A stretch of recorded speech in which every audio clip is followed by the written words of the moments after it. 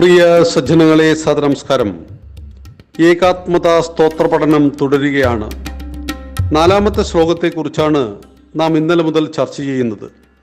മഹേന്ദ്രോ മലയസഹ്യോ ദേവതാത്മാ ഹിമാലയ ധ്യേയോരൈവതകോ വിന്ധ്യോ ഗിരിശ്ചാരാവലിസ്തഥ. ഇതിൽ മഹേന്ദ്രൻ, മലയപർവ്വതം, സഹ്യപർവ്വതം ഇതിനെക്കുറിച്ച് നാം ഇന്നലെ പഠിച്ചു കഴിഞ്ഞു. മഹേന്ദ്രോ മലയസഹ്യോ ദേവതാത്മാ ഹിമാലയ, ഹിമാലയ പർവ്വതം. ഹിമാലയ പർവ്വതം അഖണ്ഡ ഭാരതത്തിൻ്റെ വടക്കേ അതിർത്തിയാണ്. അഫ്ഗാനിസ്ഥാന്റെ പടിഞ്ഞാറ് വശം മുതൽ ബർമ്മ വരെ വ്യാപിച്ചു കിടക്കുന്ന ലോകാത്ഭുതം ഭാരതീയ സംസ്കാരത്തിൻ്റെ സുരക്ഷാ കോട്ടയാണ്.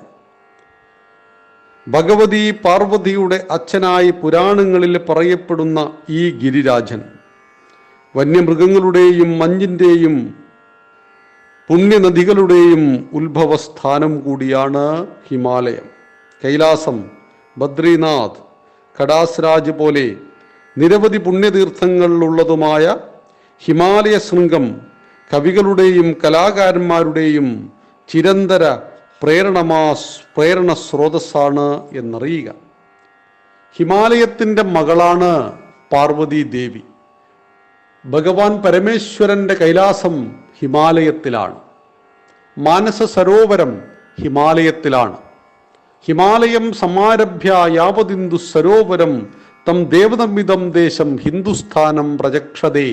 ഹിമാലയത്തിൽ നിന്നും ആരംഭിക്കുന്നു. വടക്ക് ഹിമാലയം.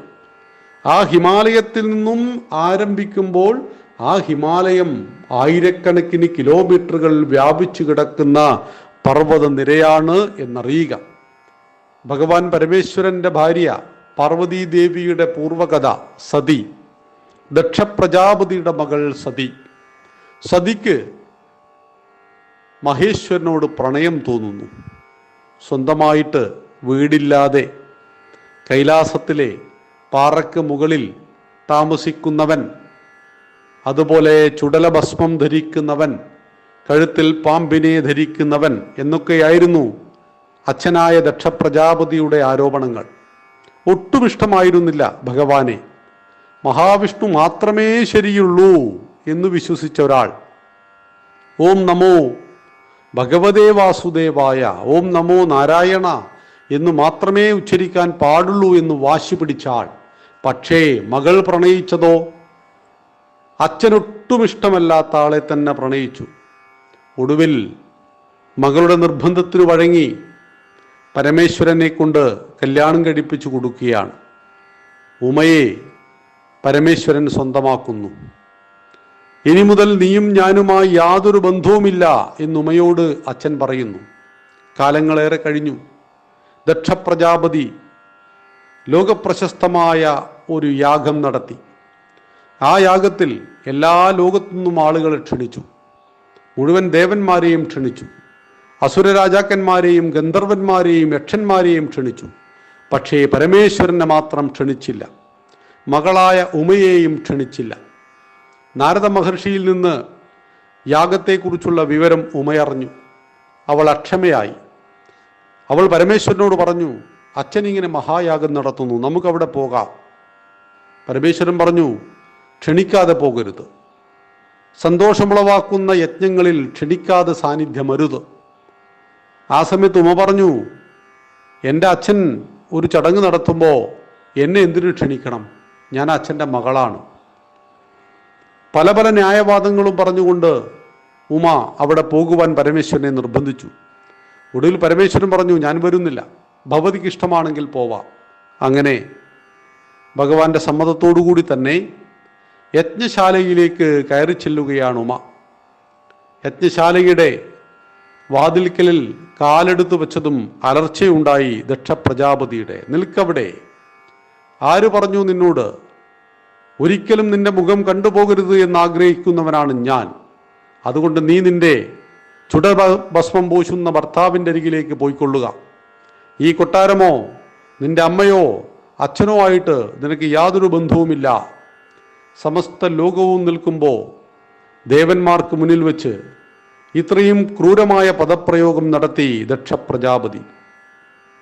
അപമാനത്താൽ ചൂഴ്ന്നുപോയ സതി അവിടെ അഗ്നികുണ്ഡത്തിൽ ചാടി മരിച്ചു കളയുന്നു.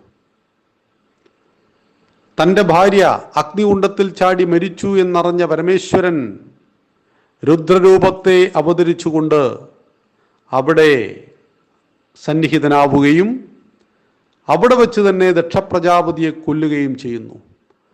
കത്തിക്കരിഞ്ഞ ഉമയുടെ മൃതശരീരവുമായിട്ട് ഭഗവാൻ കോപം നിറച്ചുകൊണ്ട് ഓടുകയാണ്.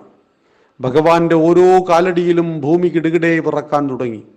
സമസ്ത ലോകങ്ങളും ഭയന്നു പറച്ചു ഭഗവാന്റെ കോപം കണ്ടിട്ട്.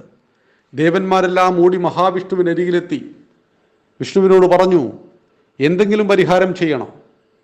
മഹാവിഷ്ണു പറഞ്ഞു, കത്തിക്കരിഞ്ഞ ഉമയുടെ മൃതശരീരം ഭഗവാന്റെ കയ്യിലുള്ളിടത്തോളം കാലം ഭഗവാന്റെ കോപം തീരില്ല.